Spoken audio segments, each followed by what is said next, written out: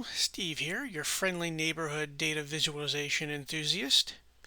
So I've been thinking about how we can take data visualization from the 2D flat visuals we're used to and move them into 3D space. So I installed Unity, started learning how to do that, doing some coding work and a bit of landscaping work. And we can see here I've built myself, what just looks like a big courtyard that I'm going to use as my visualization area. I then just put some landscaping and trees around it to help it make it look a little nicer. Now right now we see nothing, but if I run the program,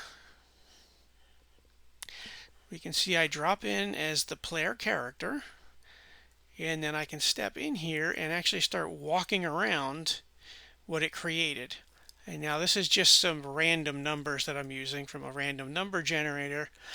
But we can see it generated what looks like two pathways with either vases or barrels as different turns and points on those pathways. You don't always get a good view of what you're seeing down here, but it is interesting to walk through this and get a sense for information that you're not used to ever seeing.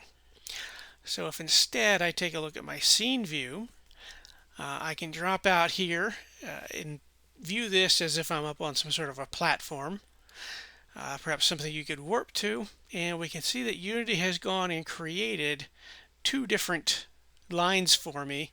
They're very similar to a line chart, using the barrels or the vases as markers on them. Now it's a little flat at the moment just because I was trying to prove out the technology and the code that it would work for me, but I would love to actually start adding to this to put in more trees, fountains, rivers, creeks, something to make actually walking through your data more interesting, as well as probably making actual paths instead of just these lines that are going on, something like a dirt path or a gravel path. So I hope you enjoy this, and in the future you should see some more ideas coming from me as I build out other types of visualizations and then continue to refine what I have.